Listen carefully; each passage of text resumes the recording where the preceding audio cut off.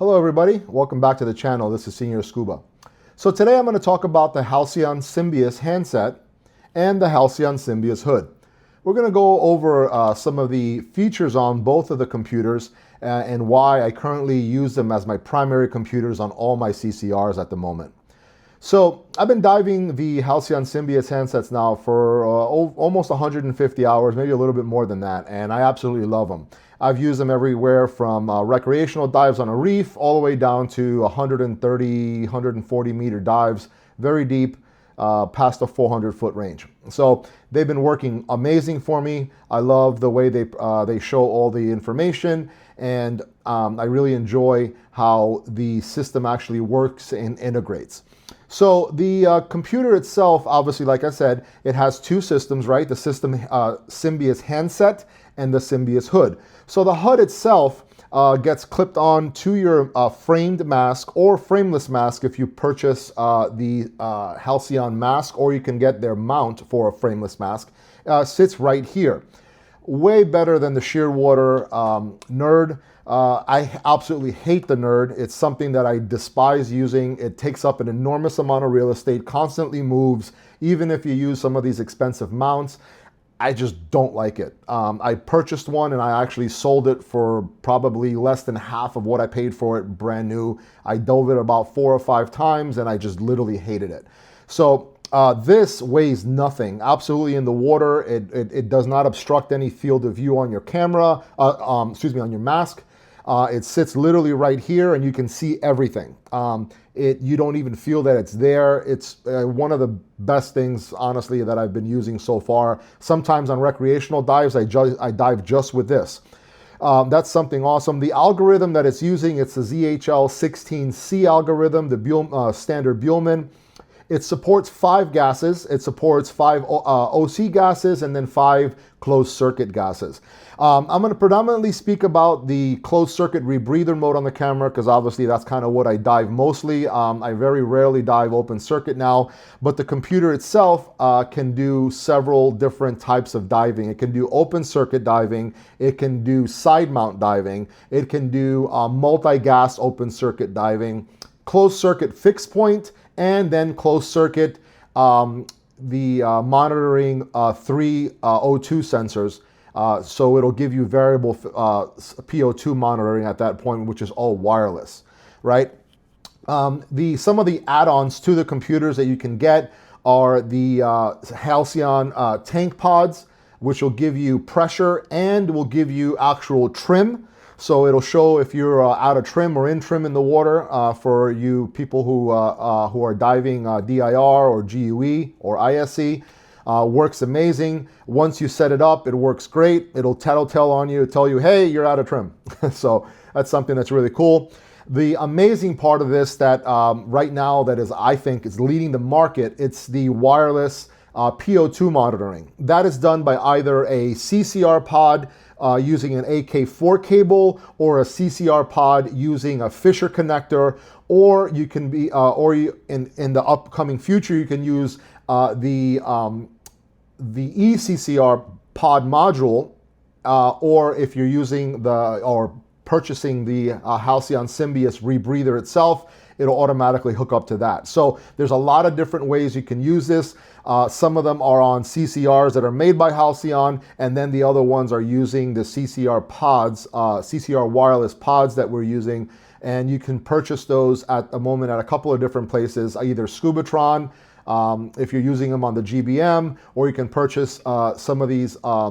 The Fisher CCR pod connectors are being sold right now through NARC at 90. Or you can get the CCR AK4 cable pods through, I believe that you're going to be offered here very shortly through Scubatron or any of their distributors or dealers or instructors for that matter, is from what I understand. Again, this is something that's in the market. It's not official at the moment, but there are various people using them currently at the moment. I believe that you might even actually be able to get them directly to Halcyon in the near future. You never know what DEMA is going to bring. There might be some amazing add-ons to everything, but again, these computers are revolutionary in my point of view, absolutely amazing.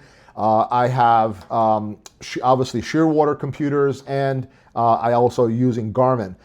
So my setup currently, what I was using for at the beginning when I started using these, just to give me the warm and fuzzies, I was using a Shearwater computer and I was using a Halcyon handset.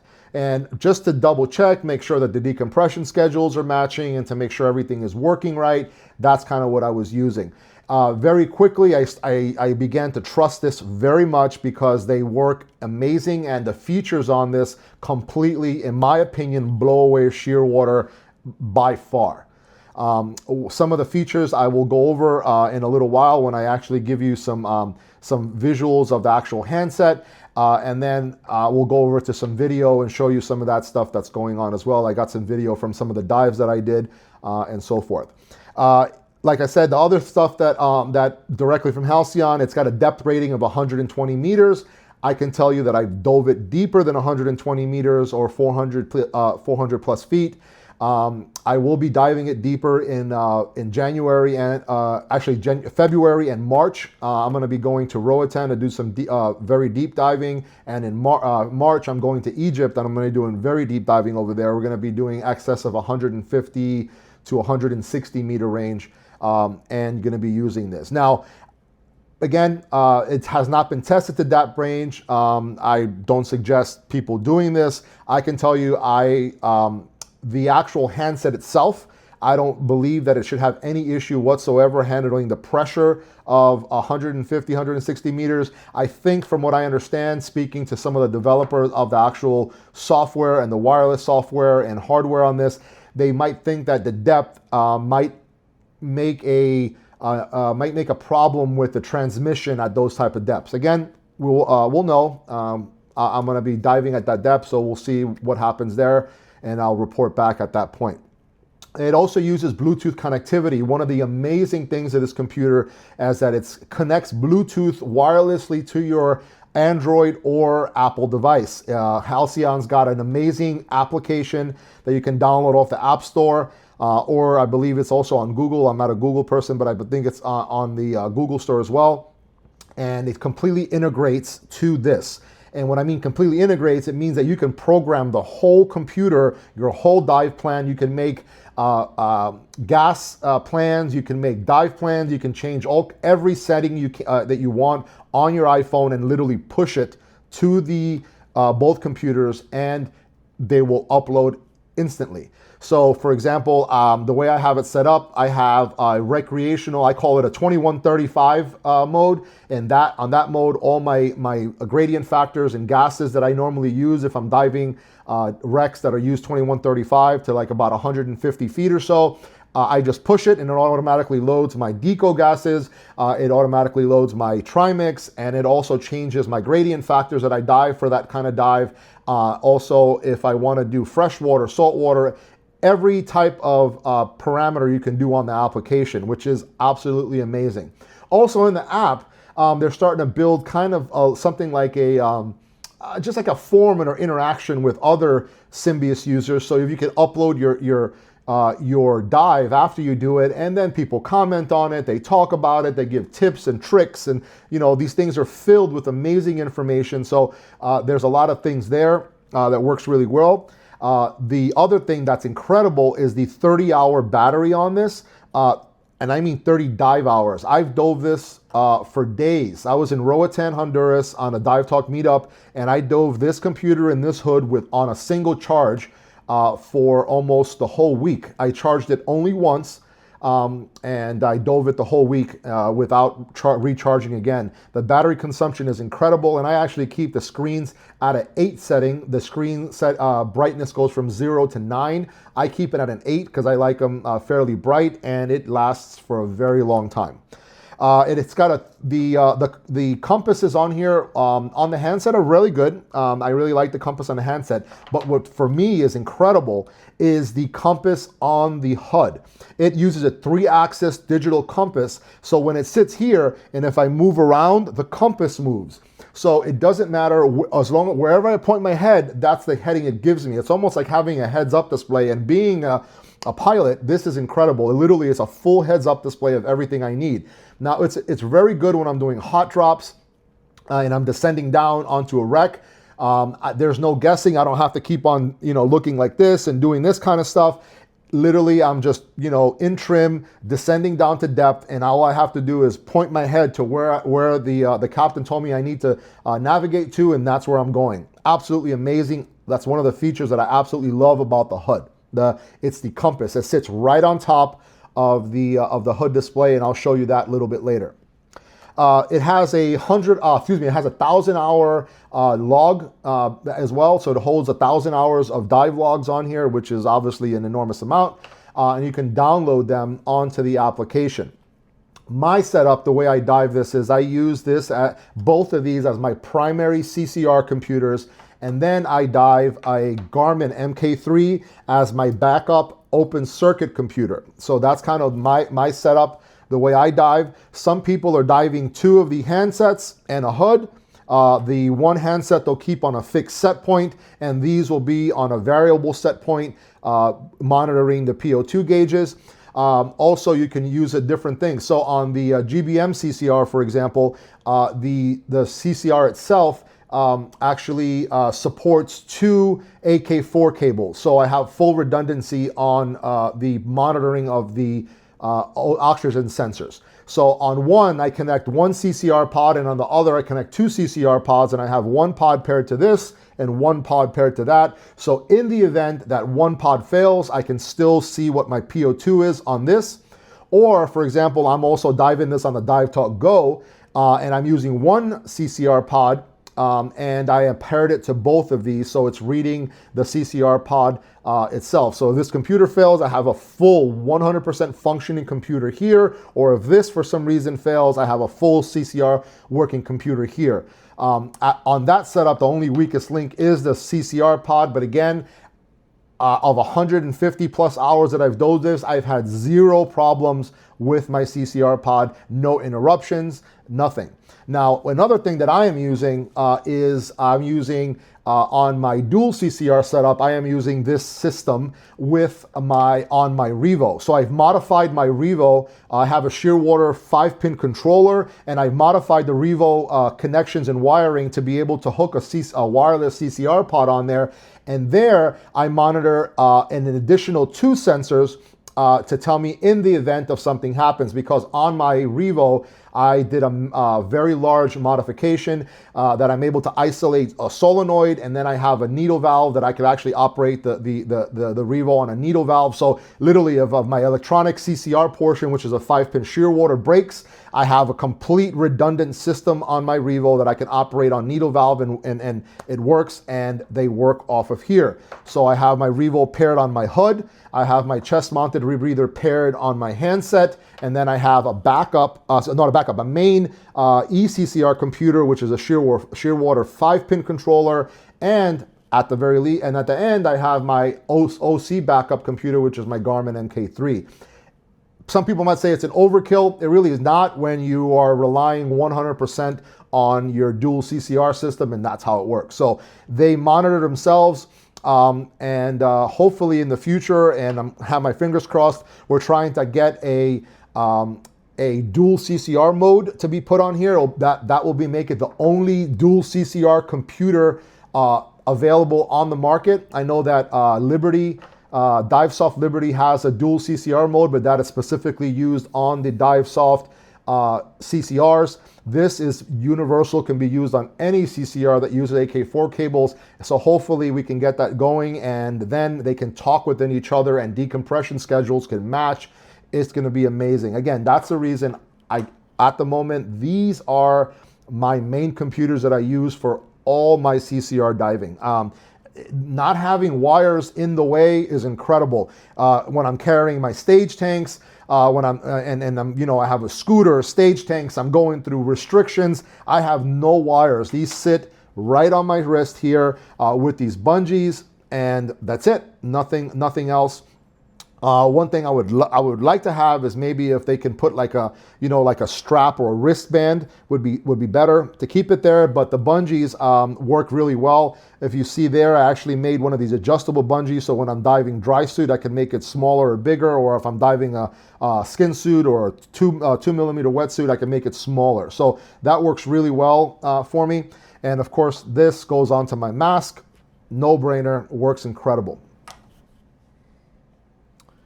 Okay, so now I want to show you the computer and a little bit about the different features on it. So this is the handset. I have some video of the HUD that I'll show you, and I'll put on like a PIP picture here in a little while. So this is the main page on the handset. Over here on the bottom left shows you your PO2, the one number PO2. Up here shows you your depth, time that you've been in the water. And over here shows you the actual, here right now it's on the surface, but on the bottom here is going to show you your NDL, or it's going to start showing you your decompression schedule once you actually exceed your NDL. And up top there it says the CC, which is your closed circuit, and the gas that I'm using, which is 2126. It's set up at the moment. So the PO2, you only see one. If you go to the next page, I will scroll through that. On here, you see all three PO2s. So what that first page does, and let me scroll back to that first page. What that first page does right here is it actually takes an average of the three PO2 readings, and it gives you one PO2, which is awesome because I've really gotten used to just looking at one PO2 instead of looking at three. And then if anything's wrong or one of the sensors goes bad, you'll display all three sensors here telling you, hey, there's a problem, and then you can go over to the next page and see which sensor is bad, and you can start to troubleshoot, which is one of the things that it actually does, which is amazing. Okay, so going back to this, to the main screen again, one of the other things that's really awesome right now, actually, if you see there, it's flashing red. It's because it hooked up to the CCR pod that's in the GBM behind it.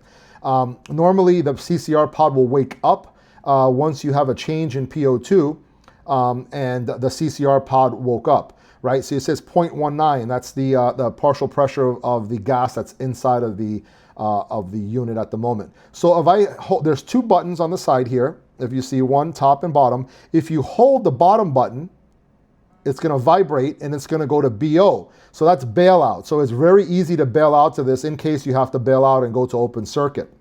To put it back, just hold it, it'll go back to CC mode. So now going to the next page, you're going to see actually the sensors. I got sensor 1 at 0.19, sensor 2 at 0.19, and sensor 3 is 000. Now the reason that it's saying 000 because here I'm actually using a solid state sensor. The solid state sensor at this moment is sleeping. I have to increase the PO2 greater than, I believe it's 0.3 or 0.4, and then the sensor will wake up and then it'll start reading completely there. So I am running two sensors that are galvanic. I am running one sensor that is a solid state sensor on the number 3, and then I'm also running a solid state sensor on my HUD for my second CCR pod, okay? On the top here again, you're gonna see depth, you're gonna see heading. If you see there, it's moving. I'm gonna see my total time. Here in this section, the center section here, that is, right now, it's just showing you the time of the last dive, but when you're in the water, that's gonna show your NDL until you exceed it, and then actually what it'll do is it'll show you your decompression schedule. It'll show you your sealing, and it'll also show you what your current first deco stop's going to be and what your TTS is. On the bottom, it tells you your O2 PSI. On here, if you're paired up with your with the Halcyon tank pod to show your PSI. And on the bottom left, which is really cool, right now it's showing the DPSI, which is a digital PSI. And if I hit the bottom button, I can hit the bottom button and then it'll change it to my PO2. I can hit it again, it'll change it to my ideal PO2. I can hit it again, it'll say my average depth, my CNS, temperature, ascent rate. It'll give me my gradient factor now, my gradient factor surface. It'll give me my scrubber time. So this is kind of like your stack timer. And this is your current battery, and then your sealing, and TTS plus 5, and then what the current date and the current time is, which is incredibly useful because on the Shearwater, it takes several steps to just be able to find out what the local time is. So that's kind of what that is. So you can change that. The next screen is my no-fly screen, right? So on here, it gives me a lot of information that normally you would get.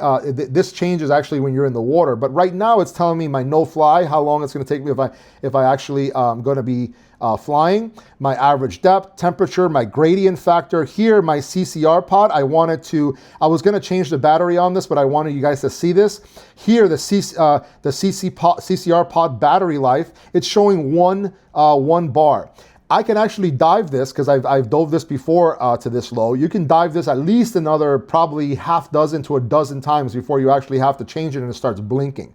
So this battery has lasted me for over 100 hours at the moment, and it's been working great. I was going to change it for my dive that I'm doing tomorrow, but I just wanted to show you what that looks like if the battery is low. It being red does not mean you can't dive it. It just means that you have one left. If this is blinking, that's when you have an issue, okay? So the screen after that is your wireless data screen. This actually shows you your millivolts on the sensor 1, sensor 2, sensor 3. It gives me the ID of my CCR pod. That means that the serial number on my CCR pod is 0.0088.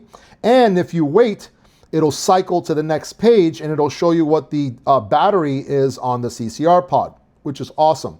The great thing about this screen is that, for example, let's say that I am teaching a student and I get close to my student, my wireless screen is going to read their wireless pod as well. All I got to do is just get close to it and I can read their actual information about their PO2, their PO2 sensor. So you can read everything from their for the millivolts for the sensors that they're using, which is really awesome.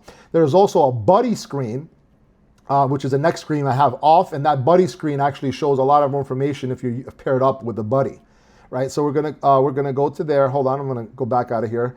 That's a wireless screen. This is another screen that's gonna be my deco screen. On here, in that black area, you're gonna see all my deco stops and for how long. I will put a video in a little, hopefully I can superimpose a video on the right side of the screen there that shows you that. But that black screen is the portion where you're gonna see all your deco stops and how long you need to be there.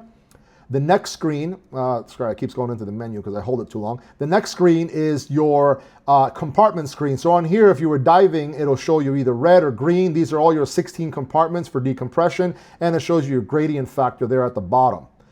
This screen is awesome. This is actually your deco screen and shows you what you've been doing so far. So this is a pictorial version of what you have done so far on your dive. And for example, it shows you what your deco is going to be coming up. So this is what I did on my last dive. So it's really cool. And then you go back to the main screen. One of the other really cool features about this is that this is an open source computer, which means that I can adjust every single setting on this computer while I'm diving. Awesome. If you hold the top button for a second, it's going to go into the menu screen. There's a stopwatch, sleep, system screen, logbook, settings, waypoints, heading, CCR set points, CCR bailout, gas select, reset the depth for the maximum depth of your last dive. There's your stopwatch and it goes across. So I'm going to go into the systems screen so you can see. On here I can calibrate my compass and I use these buttons. I can go up with the menu or down with the menu. I can go down and I can adjust my compass declination, my brightness, which I said I always keep at 8, my time, date, UTC, my safety stop. I have it disabled because I'm diving tech, so it's all, I'm going on gradient factor. My last stop I can adjust from either 20 feet or 10 feet. My vibration alarm, language, it has several languages on here. Units, you can go from imperial to metric. Density, it shows seawater and freshwater. Style, the different types of styles you can use the actual screens for. The sleeper timeout, dive timeout, orientation if you use it on the right side or on the left side. right? Because you could actually flip it on this side, and then you can actually use the computer on that side. This is on my right side, so that's kind of what I use, right? The wireless screen, if it's all on, my buddy screen, deco, these are all the screens I can enable and disable. Really cool. So I'm gonna go back, I'm gonna hold the bottom button, I'm gonna go back now, and I'm gonna go up to the important features for the CCR, right? This is kind of where you would go and do your pairing. So I'm gonna open that up. Here is where I go and I choose what mode I want. I can either go, I can edit that. I'm gonna press that. I'm gonna long press, and it's gonna go into there. I can go OC, CCR, CCR fixed set point, CCR fixed set point. I can go to side mount. I can go just the bottom timer. That's kind of what we can do. Those are the different settings. I can go to edit my gases. These are all the gases that I'm using. My gradient factors. This is my OC PO2 deco. So if I go to OC, what is the maximum PO2 I'm gonna have? The OC bailout, CCR settings. This is where I'm gonna be doing some of the pairings and also like for calibration of my sensors. This is where I pair all the possible things that I can have. I can have a tank pod. I can have my CCR pod. I can pair an O2 pod, which is to measure the pressure of my O2. I can pair a GPS. I can pair a trim sensor. There's some stuff for DPVs. There's also a gas analyzer that they're going to be introducing. So there's a lot of things you can pair to this. And then up in the CCR set point here in the settings, I can adjust the scrubber. This is where I put how much scrubber time I want, and it gives me a stack timer. This I can calibrate here either on 100% oxygen, or I can calibrate on air. I can calibrate on any gas that I set in here. So let's say I know I don't have oxygen, and I'm going to be doing, for example, I'm going to be running like a semi-closed rebreather. I can calibrate it on 32% or nitrox or trimix, whatever your known gas is. My PO2 sensors, I can hear, which is also really cool feature. I can actually enable and disable my sensors. So once I establish that, okay, sensor number 1 is dead, I don't want to see it, I can disable it here, and then I can run on the other 2 sensors and I won't get any warnings. And then here on the CCR calibrate, this is where I'll calibrate my sensor. So the last time I calibrated, which was yesterday, when I put together my rebreather, I ended up calibrating on this, and that's what my millivolts are. And I can tell that these 2 are my galvanic sensors because the millivolts are lower, and that is my solid state sensor because at 100% O2, the millivolts are higher. All right, so that's kind of how that works. It's very, very simple, but it's a very robust machine. Incredible. I really love it. Highly recommend you guys either taking a look at it or buying one. This is one of the things that I think is revolutionizing the industry when it comes down to CCRs. Having wireless PO2 and a computer that has this kind of power and to be able to do everything you need at a cheaper price than anything out on the market is incredible. If you look at it, I believe this is $1,200 and change. Compared to a Shearwater Petrol 3, which does the same thing, is over $1,500. So this is absolutely, to me, it's a game changer in the industry. Kudos to Halcyon. They did an amazing job on this. So that's kind of what I'm going to do. On the next video that I'm going to be doing is some more reviews that I'm going to be doing of some really cool things. Number 1, I'm going to be reviewing this actually very inexpensive, what's it called, GoPro housing. This thing was purchased. This is good down to 85 meters, and I've actually dove this down to over 100 meters with no problem. And I've been using this thing, believe it or not, ranges in price. I've seen if you buy on Amazon from like $85 all the way down to like $29. And then another review I'm going to be doing is on this amazing strobe light. So I'm going to be doing that and some other product reviews. So I really appreciate you guys taking the time on this and watching the review on the Halcyon Symbios HUD and a wrist computer. And enjoy your diving. Please don't forget to like and subscribe.